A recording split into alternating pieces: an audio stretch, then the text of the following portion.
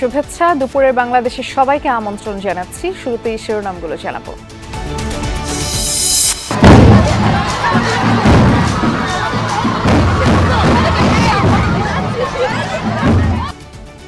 এসএসসির ফল পেয়ে স্কুলে স্কুলে উল্লাস। সার্বিক পাশের হার 83.04%।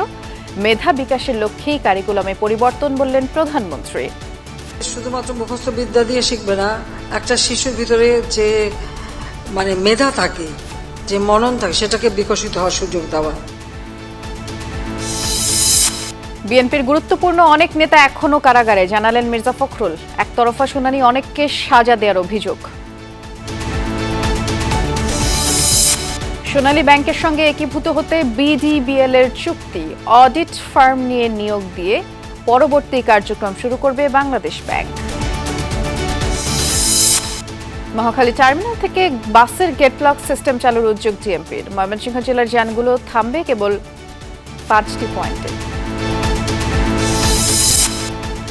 হোয়াইট ওয়াশের লক্ষ্যে অর্জনের পথে টাইগার বোলারদের সামনে বাধা হয়ে দাঁড়িয়েছে সিকান্দার রাজা।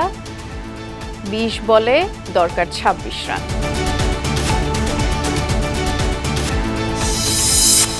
মা দিবসে পৃথিবীর সব গর্ভধারিণীর প্রতি ভালোবাসা। সন্তান জন্ম থেকে শুরু করে পরিবারের গুরুদায়িত্বে সর্বদা অবিচল। আমার মেয়েও পেলেন দেখে বলতো আমার মা এই যে নামবো। আমি মনে করি না যে এটা খারাপ মা, ভালো মা, মা সব মা। বন্ধ দান টুহাইয়া দোকানদারি করিয়া কত কিছু করিয়া মানুষ করছে যেহেতু।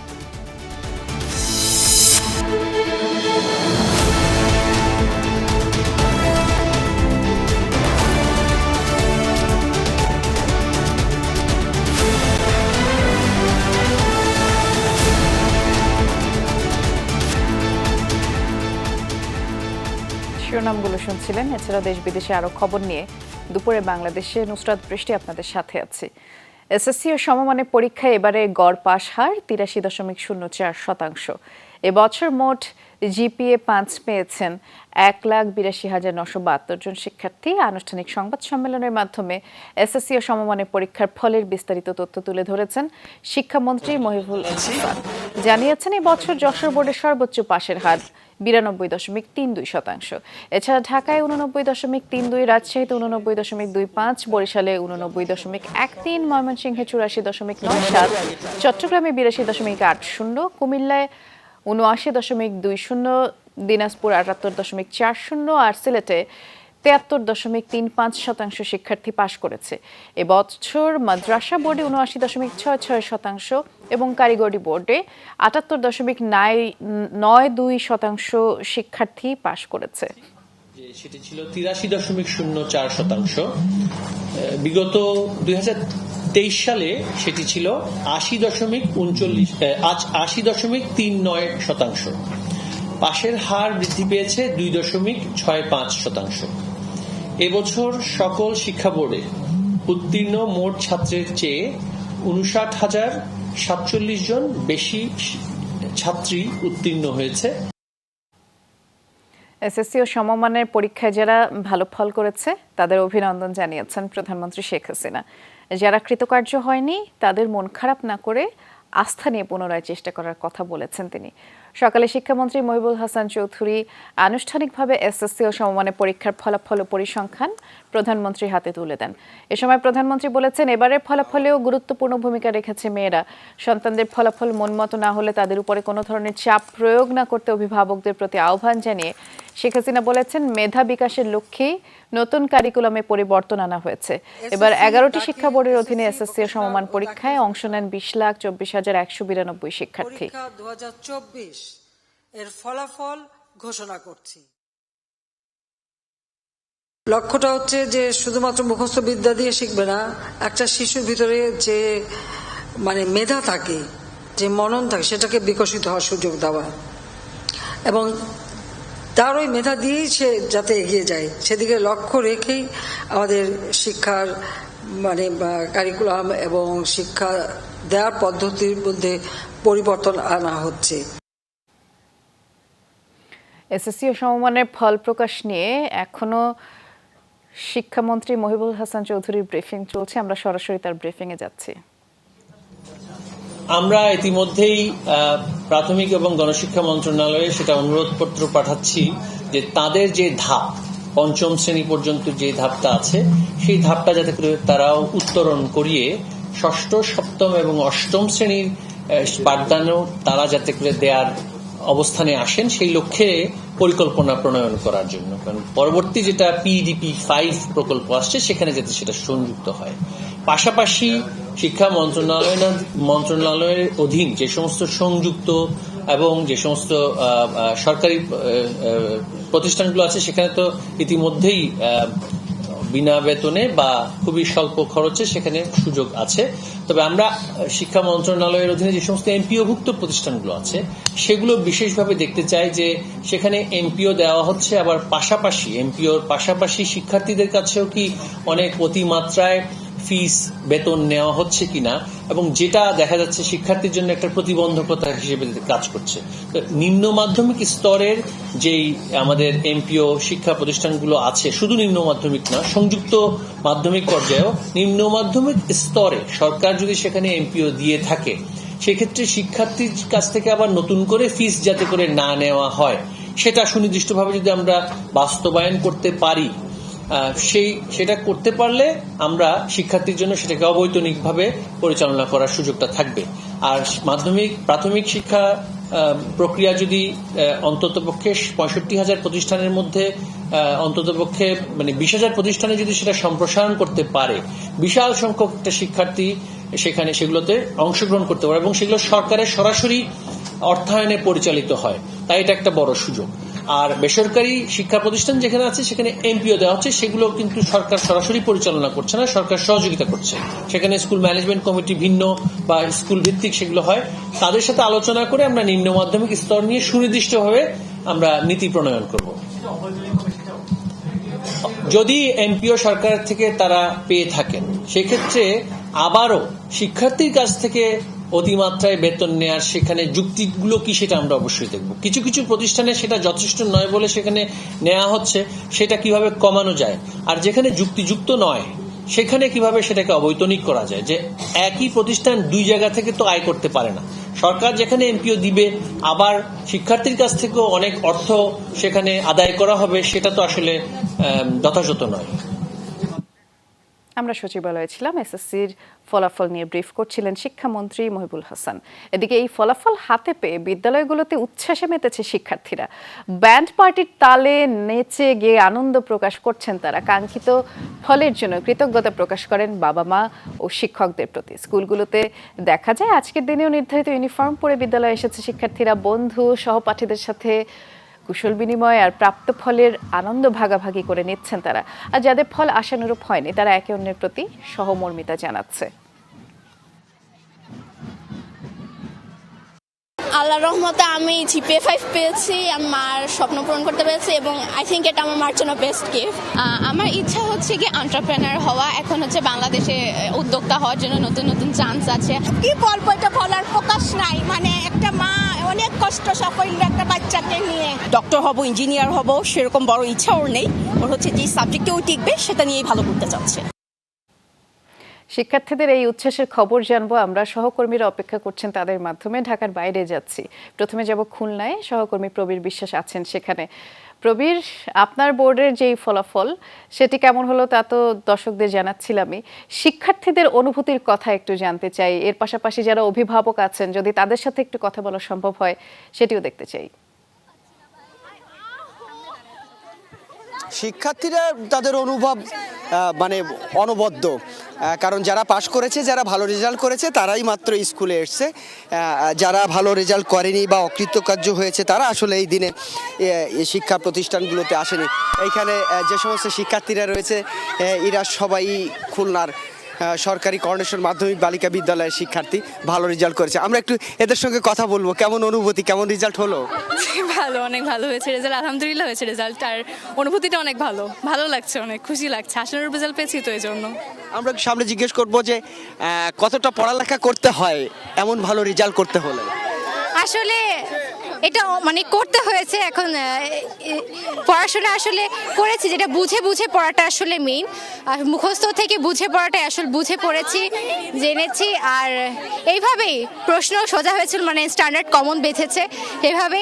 আর যেভাবে আশা করেছিলাম সেভাবেই রেজাল্ট পেয়েছি। আসলে আলহামদুলিল্লাহ খুবই ভালো হয়েছে। অনেক ধন্যবাদ। একটু কথা বলবো অন্যদের সঙ্গে, একটু জানতে চাইবো যে আগামীতে কি হতে চাও তুমি, কি প্রত্যাশা? অবশ্যই বিসিএস ক্যাডার সেফেস্ট অপশন আমার মনে হয়। ডাক্তারি আমার হবে না, ইঞ্জিনিয়ারিং আমার পছন্দ না। সো ঢাকা ভার্সিটি টার্গেট, সামনে আল্লাহ রহমত করলে ইনশাল্লাহ ওই টার্গেটেই সামনে আগাবো। তুমি কি হতে চাও? আমি এয়ারফোর্স অফিসার, জিডি পাইলটে যাওয়ার ইচ্ছা। আমি মেডিকেলে যেতে চাই, ইঞ্জিনিয়ার হওয়ার ইচ্ছা। আমরা অনেকের কাছ থেকে শুনছিলাম বৃষ্টি, সবাই উল্লসিত, সবাই উচ্ছ্বসিত, এবং তারা এটা মনে করেন এই রেজাল্টের ধারাবাহিকতা তাদের অব্যাহত থাকবে।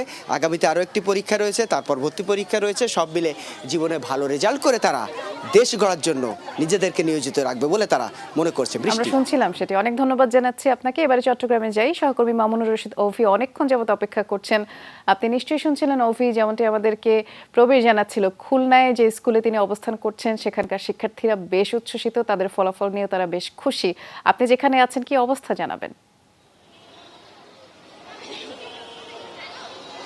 বৃষ্টি, এখানেও একই অবস্থা। চট্টগ্রামে আমি রয়েছি খাস্তগীর বালিকা উচ্চ বিদ্যালয়। এখানে শিক্ষার্থী যারা রয়েছেন তারা কিন্তু এরই মধ্যে সকাল থেকে এখানে অবস্থান করছেন এবং তারা আসলে তাদের ফল পেয়ে দীর্ঘ যে 2 বছর তারা কষ্ট করছেন সেই রেজাল্ট তারা এরই মধ্যে হাতে পেয়েছেন।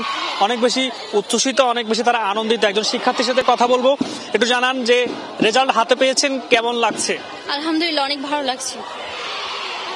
রেজাল্টে জিপিএ 5 পেয়েছি, এটাই আমার মনের আশাটাই পূরণ করছি, আমার আম্মুর আশাটাও পূরণ করছি। আলহামদুলিল্লাহ অনেক ভালো লাগতেছে। আশানুরূপ ফল হয়েছে কিনা? জি অবশ্যই। এবং বলছিলাম যে আসলে অনেক শিক্ষার্থী কিন্তু এরই মধ্যে এখানে উপস্থিত হয়েছেন এবং আপনি জানেন যে চট্টগ্রাম বোর্ডে এবারে জিপিএ সংখ্যা কিন্তু গতবারের চেয়ে একটু কম এবং এবারে পেয়েছে 10,823 জন শিক্ষার্থী এবং 23 জন শিক্ষার্থী জিপিএ 5 পেয়েছে এবং পাশের হার 82.80%। সবকিছু মিলিয়ে আমরা বলতে পারি শিক্ষার্থী যারা রয়েছেন তারা অনেক বেশি খুশি। নিশ্চয়ই দেখতে পাচ্ছেন তারা আসলে বিভিন্ন বাদ্যযন্ত্র আসলে বাজিয়ে তারা আসলে নিজেদের আনন্দ প্রকাশ করছেন এবং তারা আসলে এমন ফল পেয়ে অনেক বেশি খুশি। এবং অভিভাবক যারা রয়েছেন তারাও বলছেন যে দীর্ঘ 2 বছর কষ্ট করার পর তাদের সন্তানরা যে ভালো রেজাল্ট করেছেন তাতে তারা অনেক বেশি খুশি। বৃষ্টি, ধন্যবাদ। দেখছিলাম আমরা বিরোধী দলকে রাজনীতি না করতে দিতেই নতুন নতুন ট্রাইব্যুনাল করা হচ্ছে বলে মন্তব্য করেছেন বিএনপি মহাসচিব মির্জা ফখরুল ইসলাম আলমগীর। তিনি অভিযোগ করেছেন আদালতে একতরফা শুনানি করে অনেক রাজনীতিবিদকে সাজা দেওয়া হচ্ছে। দুপুরে দলের চেয়ারপারসনের কার্যালয়ের এক সংবাদ সম্মেলনে মির্জা ফখরুল অভিযোগ করেন কখনো যথাযথ শুনানি ছাড়া, অনেক ক্ষেত্রে আবার বিনা শুনানিতেও সাজা দেওয়া হচ্ছে। রাজনীতিবিদদের সাজা দিয়ে কারাগারে রেখে রাজনীতিকরণের প্রক্রিয়া সম্পন্ন করার চক্রান্ত বাস্তবায়ন করছে সরকার, এমন অভিযোগও তিনি করেন। বললেন আদালতকে হাতিয়ার হিসেবে ব্যবহার করছেন ক্ষমতাসীনরা। বিএনপি মহাসচিব বলেছেন সরকারের মূল লক্ষ্য হচ্ছে দেশের রাজনীতিকে নির্বাচনে পাঠানো, আর সেভাবেই রাজনীতি ও নির্বাচন করছে সরকার বলে অভিযোগ করেন তারা। এই সরকার কোনো জবাবদিহিতে নাই জনগণের কাছে, কোনো ম্যান্ডেট নেই এবং তাদের মধ্যে এমন একটা দাম্ভিকতা সৃষ্টি হয়েছে যে আমাদের তো জনগণকে প্রয়োজন নাই। এই সরকার পরিকল্পিতভাবে এই রাষ্ট্রকে একটা ব্যর্থ রাষ্ট্রে পরিণত করেছে। সোনালী ব্যাংকের সাথে একীভূত হচ্ছে বাংলাদেশ ডেভেলপমেন্ট ব্যাংক বিডিবিএল। 2 সরকারি ব্যাংকের পরিচালনা পর্ষদ এই মার্জারের সিদ্ধান্ত অনুমোদন দিয়েছে। সকালে এই সংক্রান্ত সমঝোতা চুক্তি সই করেছে 2 পক্ষ। আর এ সময় বাংলাদেশ ব্যাংকের গভর্নর আব্দুর রউফ তালুকদার উপস্থিত ছিলেন। জানানো হয়েছে এখন অডিট ফার্ম নিয়োগ করবে কেন্দ্রীয় ব্যাংক, আর তাদের নিরীক্ষার পর একীভূত প্রক্রিয়ায় চূড়ান্ত ধাপ শুরু হবে। ব্যাংক খাতে স্থিতিশীলতা ফেরানোর কথা বলে একরকম তাড়াহুড়ো করেই এই সিদ্ধান্ত নেয় বাংলাদেশ ব্যাংক। বলা হচ্ছে একীভূত করার বিষয়ে 5 দুর্বল ব্যাংকের 4টি রাজি নয়, যদিও এ বিষয়ে আন্তর্জাতিক মুদ্রা তহবিল IMF এর পরামর্শ রয়েছে। কেন্দ্রীয় ব্যাংকের নিশ্চয়তায় একীভূত বা মার্জারের এই প্রক্রিয়ায় 2 ব্যাংকের কোনো কর্মী চাকরি হারাবেন না।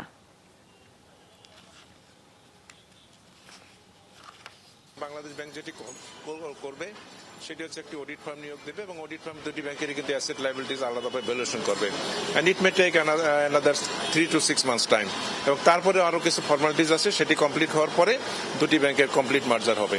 তিনটে ইন্ডিকেটরে ভালো হলেও যদি খেলাপি ঋণে আমি ওই বেঞ্চমার্কে না আসতে পারি তাহলে কিন্তু ওয়ান ওয়ে আর আদার আমি বাকি তিনটাতে আমার প্রভিশন ঘাটতি নেই, আমার ক্যাপিটাল শর্টফল নেই, কিন্তু তা সত্ত্বেও যেহেতু খেলাপি ঋণ এবং আপনারাই জানেন 1 বছরে আমি 41 থেকে 34-এ এসেছি, এটা কি সম্ভব যে 6 মাসে আমি 34 থেকে 5 বা 10 বা 15-তে আসবো? মহাখালী বাস টার্মিনাল থেকে ছেড়ে যাওয়া দূরপাল্লার বাসগুলো এখন থেকে গেটলক পদ্ধতিতে চলবে। সকাল থেকে এই ব্যবস্থা চালু হয়েছে, আর এই পদ্ধতিতে নির্ধারিত স্থান ছাড়া যাত্রী তোলা নিষেধ। এখন থেকে তা কঠোরভাবে মানতে হবে চালকদের। মহাখালী থেকে বাস ছেড়ে প্রথমে কাকলী, কর্মীটোলা, খিলক্ষেত আর সবশেষে আবদুল্লাপুর থেকে যাত্রী নিয়ে নিজ নিজ গন্তব্যে চলে যাবে। যেসব পরিবহন নির্ধারিত এই 5 স্টপেজের বাইরে যাত্রী ওঠানামা করাবে তাদের বিরুদ্ধে কঠোর আইনি পদক্ষেপ নেবে পুলিশ। যাত্রীরাও যেন এসব স্থান ছাড়া যত্রতত্র হাত উঠিয়ে বাসে না ওঠে সে ব্যাপারেও ট্রাফিক বিভাগ অনুরোধ করেছে। আমাদের এরিয়াতে আমরা যাতে যানজট না হয় সেই চেষ্টাটা আমরা করতেছি এবং পুলিশ প্রশাসনের সহযোগিতায় ড্রাইভার এবং শ্রমিককে বেতনের মধ্যে আনতে পারি এবং নির্ধারিত কাউন্টার ব্যতীত যদি আমরা সকল জায়গায় আপনার গেট বন্ধ রেখে চলাফেরা করতে পারি এবং আপনার যে রুট ফ্র্যাঞ্চাইজের যে কাজটি যদি আমরা সফলভাবে করতে পারি তাহলে আশা করি যে এই সমস্যাগুলো সমাধান হয়ে যাবে। আমরা এ বিষয়ে আরো বিস্তারিত তথ্য জানবো আমাদের সহকর্মী ভাস্কর ভাদুরীর কাছ থেকে। তিনি এই মুহূর্তে উত্তরের আজমপুরে আছেন। ভাস্কর, আপনি সকাল থেকে এই যে 5টি স্টপেজের কথা বললাম, গেটলক সিস্টেম প্রক্রিয়া শুরুর পর থেকে এই 5টি স্টপেজ ছাড়া আসলে যাত্রী ওঠানামা করালে পুলিশ ব্যবস্থা নেবে, কঠোর ব্যবস্থা নেবে, কিন্তু এটিকে আসলে মানা হচ্ছে? আপনি তো সকাল থেকে দেখাচ্ছিলেন যে আসলে মানা হচ্ছে না। তাহলে যে কঠোর পদক্ষেপের কথা বলা হয়েছে পুলিশের পক্ষ থেকে, সেই পদক্ষেপ নেওয়া হচ্ছে কিনা সে বিষয়ে জানতে চাচ্ছি।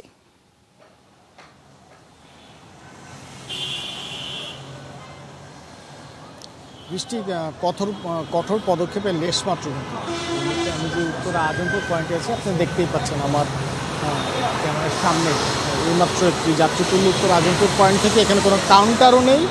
এমনকি যারা কঠোর পদক্ষেপের বিরুদ্ধে ব্যবস্থা গ্রহণ করবেন আইন শৃঙ্খলা রক্ষাকারী বাহিনীর সদস্যরাও কিন্তু, এবং মহাখালী থেকে শুরু করে আপনি এয়ারপোর্টগামী গতকাল পর্যন্ত যে ধরনের বাস যেভাবে চলাফেরা করতে আজকে কিন্তু তারা একইভাবে চলাফেরা করছে। আমরা যখন বাস শ্রমিকদের সাথে কথা বলেছি, সেটা বাস কন্ট্রাক্টর অথবা ড্রাইভার, তারা কিন্তু জানিয়েছেন যে মালিকের পক্ষ থেকে তাদেরকে বলা হয়েছে যে শুধুমাত্র বনানী অর্থাৎ কাকলিতে প্রথম যে চেকপোস্টটি স্থাপন করা হয়েছে সেই চেকপোস্ট পর্যন্ত তাদের নিয়ম মানতে, তার পরবর্তীতে তাদেরকে কিন্তু কোনো নিয়ম মানতে মানা করা হয়েছে। সুতরাং সেই প্রেক্ষিতে আপনি বুঝতেই পারছেন যে বেশ ভালো একটি উদ্যোগ নেওয়া হয়েছিল যাতে মহাখালী থেকে এয়ারপোর্ট সড়কটিতে যানজট কমানো যায়, কিন্তু তার লেশ মাত্র কিন্তু এই মুহূর্তে অর্থাৎ সকাল 11টার সময় অনুষ্ঠান শুরু হয়েছে, এখন বাজে 1:20, কোনো ধরনের কার্যকারিতা কিন্তু দেখা যাচ্ছে না। এবং কথা বলার সময় আরেকটি বাস দেখলেন শ্যামলী বাংলা, ঢাকা থেকে হালুয়াঘাট যাচ্ছে, খুব সুন্দর করে এসে তার একটা ছায়াপূর্ণ স্থানে দাঁড়িয়ে কিন্তু যাত্রীর আশা করছেন যাত্রী পাবেন কিনা। এবং এই মুহূর্তের আশেপাশে কিন্তু কোনো ধরনের আইন শৃঙ্খলা রক্ষাকারী বাহিনীর সদস্যরা যারা আছে তাদের খুব একটা কর্মতৎপরতা কিন্তু আমাদের চোখে পড়েনি। বরঞ্চ যখন আমরা বাস শ্রমিকদের সাথে কথা বলেছিলাম তারা কিন্তু আমাদেরকে বলেছেন যে মালিকের পক্ষ থেকে বলা হয়েছে যে তেলের খরচ চলার জন্য এবং ব্যবসা রক্ষার জন্য শুধুমাত্র বনানী কাউন্টারটা কাকলি বাদে বাকি সকল জায়গা তার আগের মতোই চলবে। বৃষ্টি শুনছিলাম, বিস্তারিত করেই জানাচ্ছিলেন, ধন্যবাদ জানাচ্ছি। ভালোবাসার পরিমাপ করা দুরূহ, মাকে ভালোবাসার প্রকাশটাও হয়তো পুরোপুরি করাও যায় না। তারপরও বলি, ভালোবাসি মা, অভিবাদন তোমাদের। মাকে তো ভীষণ ভালোবাসি, তবু কেন মায়ের ভালোবাসার মাপকাঠি করতে চায় এই সমাজ বাস্তবতা, সেটি জানাবার চেষ্টা করবেন সহকর্মী ফারহানা ন্যান্সি। তুমি শিখিয়েছিলে পৃথিবীর অনুভূতিগুলো কিভাবে অনুভব করতে হয়, কিন্তু তোমার অনুভূতির খবর আমরা রাখি না। তোমার চোখে পৃথিবীর আনন্দ দুঃখ দেখে দেখে বড় হই, কিন্তু তোমার দুঃখ কষ্টগুলো দেখতে পাই না, তোমার আনন্দের খোঁজ রাখি না। তখন আমারও খারাপ লাগতো, আমার মেয়েও প্লেন দেখে বলতো আমার মা এই যে নামবো। কি অসীম শক্তিতে মা আমাদের ভালোবাসেন। 13 বছর 2 সন্তানকে মানুষ বানাতে জর্ডানে কাটিয়েছেন ফাহিমা। মন্দ কথার ধার ধারেননি, নিজের সুখের কথাও ভাবেননি। সবাই বলে সামাজিকতা মনে করেন, সবাই বলে ভালো মন্দ তো দুটোই আছে। মেয়েরা মানুষের জন্য গেছি, মেয়েরা মাশাআল্লাহ দিলে মানুষের হয়েছে। সন্তানদের জন্য মার ভালোবাসা চিরন্তন, প্রতিদিনের, প্রতি মুহূর্তের। তবু মায়ের ভালোবাসার উপর, মায়ের দায় দায়িত্বের উপর কড়া নজর এই সমাজের। রেজাল্ট ভালো হয়েছে, মা নিশ্চয়ই অনেক পরিশ্রম করে, কিন্তু কোনো কারণে যদি কোনোবার একটু খারাপ হয় সঙ্গে সঙ্গে কথা। আমি মনে করি না যে এটা খারাপ মা ভালো মা, মা সব মা। যুগ যুগ ধরে পারফেক্ট মা হওয়ার একটা অদৃশ্য মাপকাঠি নির্ধারণ করা। ক্লাস 9-এ থাকাকালীন আমার বিয়ে হয়। আমি মাস্টার্স করছি এই বাচ্চা নিয়ে, আমার হাজব্যান্ডের সহযোগিতা নিয়ে। তবে আমার মতো এরকম ভাগ্য আমি অনেককেই দেখি না। হয় না আসলে, মা হয়ে গেলে আর মনে হয় না, চাইলেও ভাবে আর সময়টা পাওয়া যায় না, বিশ্রাম হয় না আসলে। এত ভালোবাসা আর কষ্টের পর মায়ের স্বপ্নটা হারিয়ে যায় কেন? মায়ের বিশ্রাম গৌণ হয় কেন? মায়ের আনন্দ উদযাপন বাকেট লিস্টে আসে না কেন? কি নিজে তো এই যে কিছুই না, এখন কি করছি? কিছুই তো করিনি। মা তো অনেক কিছুই করে, পরে কি হয় মা জিরো, ছেলে চেনে না মায়েরে। সব মাই ভালো, যারা জব করছে তারা যে বাচ্চাকে দেখছে না তা না, মা মানি স্যাক্রিফাইস, সবাই চেষ্টা করছে। বাসা বাড়ি কাম করিয়া, বন্ধ দান টুহাইয়া, দোকানদারি করিয়া, কত কিছু করিয়া মানুষ করছে জীবতাইনরে। ওহানার যাই না যেরম পারতাছে এরম মার বিনিময় দিতাছে। আসলে আমরা যতটুকু পরিশ্রম করি এতটুকু প্রতিদান আসলে আমরা পাই না। সময়ের গতিতে ভাবনায় কিছুটা পরিবর্তন এসেছে, আর এই ভাবনার জগৎটা নাড়া দিতে হবে গোড়া থেকে, পরিবার থেকে, অর্থাৎ এই প্রজন্মের মায়েদের নিজেদেরকেই। আমাদের সামাজিক অবস্থায় এরকম যে আমরা মেয়েরাও এখন এটাই ভাবি যে না, এটাই আমাদের ডিউটি, এটা আমার মা করে আসছে, আমি করছি, ভবিষ্যতে আমার মেয়েও করবে। ঠিক আছে, এটা প্রথায় পরিণত হয়ে গেছে। কিন্তু এটার থেকে বেরোনোর একটাই প্রধান উপায়, সেটা হচ্ছে মেয়েদের কিছু করা। মেয়েদেরই সোচ্চার হতে হবে। আমার ছেলেরা তো এমনি এমনি শিখে নাই, ওটা আমি শিখাইছি, এখন তারাও আমার পরিবারে ওভাবেই চলছে। মাকে অসম্ভব শক্তিতে পরিপূর্ণ করে পাঠান সৃষ্টিকর্তা নিজেই। তবু সেই শক্তির পরীক্ষা দিয়ে চলতে হয় সমাজ বাস্তবতায়। মাও যে আলাদা মানুষ, তারও যে ভালোবাসার আর নিজের মতো করে বেঁচে থাকার অধিকার আছে, সেই শুভবোধ আসবে সবার মাঝে একদিন। প্রত্যাশার প্রদীপটা জ্বলে থাকে। Farhana Nancy, Jamuna News, Dhaka. যশোরে ফুটবল টুর্নামেন্টকে কেন্দ্র করে ছুরিকাঘাতে এক কলেজ ছাত্র খুন হয়েছে। শনিবার রাতে শহরের বারেক সড়ক এলাকায় এই ঘটনা ঘটে। নিহত নূর হোসেন আব্দুর রাজ্জাক মিউনিসিপ্যাল কলেজের শিক্ষার্থী ছিলেন। স্বজনরা জানায়, শঙ্করপুরে ফুটবল টুর্নামেন্ট নিয়ে দুপক্ষের গন্ডগোল হয়। স্থানীয়রা মীমাংসার চেষ্টা করেন, কিন্তু বিবাদের জেরে প্রতিপক্ষের লোকজন নূরকে ছুরিকাঘাত করেছে বলে দাবি পরিবারের। জড়িতদের ধরতে অভিযান চলছে বলে পুলিশ জানিয়েছে।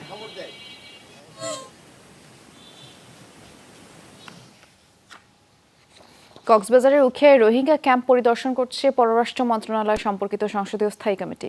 6 সদস্যের এই কমিটির নেতৃত্বে আছেন ডক্টর এ কে আব্দুল মোমেন। সকালে উখিয়ার 4 নম্বর রোহিঙ্গা ক্যাম্পে যান তারা। প্রথমে পরিদর্শন করেন বিশ্ব খাদ্য কর্মসূচির একটি ভাউচার আউটলেট, আর পরে ক্যাম্প 5-এ গিয়ে মতবিনিময় করেন রোহিঙ্গাদের সাথে। পরিদর্শন করেছেন আন্তর্জাতিক অভিবাসন সংস্থা পরিচালিত রোহিঙ্গা কালচারাল মেমোরি সেন্টার। দিনভর আরও কর্মসূচি রয়েছে। বিকেলে খুরুশকুল আশ্রয়ণ প্রকল্প, বায়ু বিদ্যুৎ প্রকল্প সহ সরকারের বিভিন্ন উন্নয়ন কর্মকাণ্ড পরিদর্শন করার কথাও রয়েছে এই প্রতিনিধি দলের। বজ্রাঘাতে মৃত্যুর শীর্ষে হাওর বেষ্টিত জেলা সুনামগঞ্জ। এছাড়া হাওর বাওর অধ্যুষিত জেলাগুলোয় আশঙ্কাজনক হারে মৃত্যু বাড়ছে, আর এই অবস্থার জন্য বেশ কিছু কারণকেই দায়ী করছেন স্থানীয়রা। প্রশাসন কিছু প্রকল্প নিলেও তার কাজে আসছে না। পরিবেশবাদীরা বলছেন যে এজন্য কাগুজে প্রকল্পের বদলে দরকার স্থানীয় জ্ঞান আমলে নেয়া। সাধারণত এপ্রিল থেকে মে জুন পর্যন্ত বজ্রপাতের মৌসুম। এবছর 1 এপ্রিল থেকে 8 মে পর্যন্ত 38 দিনে বজ্রপাতে সারা দেশে 74 জনের মৃত্যু হয়েছে, যার মধ্যে 35 জনই কৃষক। মৃত্যুর এই সংখ্যা সবচেয়ে বেশি হাওড়াঞ্চলে। তালিকার শীর্ষ জেলা সুনামগঞ্জ। হতাহতের সংখ্যা বাড়তে থাকায় আতঙ্কে হাওড় পাড়ের মানুষ। আমরা ধান কাটার মধ্যে কৃষকরা মারা যাচ্ছে শুনছি না, যা যদি হঠাৎ একটা ঘটনা ঘটতে হইতে পারত। এখন তো মানুষের ধান কাটার মধ্যে ভয়ঙ্কর থাকে, যখন বজ্রপাত চালু হয় তখন আর মানুষ হাওড়ে থাকতে পারে না। এই হাওড়ের মাঝখানে আশ্রয় কেন্দ্র থাকতো তাহলে কৃষকরা, জেলেরা আশ্রয় নিতে পারত। সেখানে আশ্রয়কেন্দ্র থাকতো তাহলে কৃষকরা, জেলেরা আশ্রয় নিতে পারত। সুনামগঞ্জ হচ্ছে বিশ্বের সবচেয়ে বেশি বজ্রপাত প্রবণ এলাকা এবং এটা আমরা জানি নানা কারণে, এই সমস্ত কারণে সুনামগঞ্জ জাতীয় এবং আন্তর্জাতিকভাবে আলোচিত। সরকারিভাবে বা প্রশাসন বা জনপ্রতিনিধিরা যারা আছেন তারা বিশেষ উদ্যোগ নিতে পারেন, কৃষকদেরকে সহায়তা করতে পারেন। এই অবস্থার জন্য খোলা জায়গায় বড় গাছ কমে যাওয়া সহ সার্বিক পরিবেশ বিপর্যয়কে দায়ী করছেন স্থানীয়রা। প্রতি মৌজার মাধ্যমে সরকারি একটা পাথর ছিল, ব্রিটিশ পিরিয়ডের যে পাথর, মৌজার যে পাথর, এই পাথরগুলি থাকাতে আমাদের বর্জ্যপাতের সংখ্যা খুব কম ছিল। চতুর্দিকে গাছপালা লাগাইবে তাই আমরা জীবনটা বাঁচাই, তার একটু শান্তি পেলাম। এই যে গাছপালা লাগায় না, এই যে গাছপালা লাগাইছিল, এন একটা চারো আছিল, সব একটা পরিষ্কার। সামগ্রিক পরিবেশ বিপর্যয়ের কারণেই এই বজ্রপাতটা ঘটে বলে আমি মনে করি। আমাদের বিশেষ করে গাছের সংখ্যা একেবারেই কমে গেছে, বিশেষ করে তাল গাছ সহ উঁচু যে গাছগুলো, এই গাছগুলো আমাদেরকে নানাভাবে রক্ষা করতো, কিন্তু এখন তো গাছের সংখ্যা নেই, সেভাবে লাগানোরও উদ্যোগ নেই। হতাহতের সংখ্যা কমাতে নেওয়া হচ্ছে বিভিন্ন পাইলট প্রকল্প। স্থানীয় প্রশাসনের তরফে কৃষকদের দেয়া হচ্ছে গুরুত্বপূর্ণ 3 পরামর্শ। আগাম সতর্ক বার্তা পাঠাতে 8টি বজ্রপ্রবণ জেলায় শনাক্তকরণ সেন্সর স্থাপন করেছে আবহাওয়া অধিদপ্তর। যদিও হাওরবাসী বলছে এই সংকেত পান না তারা, প্রয়োজন অধিক কার্যকর উদ্যোগ। যখন এই সমুদ্র সীমায় বা এর কাছাকাছি যারা বসবাস করে তখন কিন্তু আবহাওয়া অধিদপ্তর থেকে তাদেরকে সংকেত জানানো হয়। সেইভাবে আমাদের হাওরের যে জনমানুষ আছে তাদেরকেও এরকম সংকেত জানাতে হবে। এখান থেকে উত্তরণের জন্য হতে পারে হিজল গাছ লাগানো যেতে পারে, তাল গাছ লাগানো যেতে পারে এবং বিভিন্ন স্থানে স্থানে বজ্র নিরোধক যে যন্ত্রগুলো আসছে আধুনিক, ওই যন্ত্রগুলো এখানে রাখা যেতে পারে। 2016 সালে বজ্রপাতকে প্রাকৃতিক দুর্যোগ হিসেবে ঘোষণা করে সরকার। আমিন বাবু, যমুনা নিউজ। ময়মনসিংহের সড়ক দুর্ঘটনায় মায়ের মৃত্যুর পর শিশুর গগন বিদারী চিৎকারের ছবি ভাইরাল সামাজিক যোগাযোগ মাধ্যমে। মৃত মায়ের বুক আঁকড়ে ধরে শিশুর কান্না হাসপাতালের সবাইকে কাঁদিয়েছে। ময়মনসিংহের ভালুকায় সড়ক দুর্ঘটনায় ওই শিশুটির মা মারা যায়। প্রথমে পরিচয় পাওয়া যাচ্ছিল না শিশুটির, কোনো স্বজনকেও পাওয়া যাচ্ছিল না, পরে পরিচয় মিলেছে।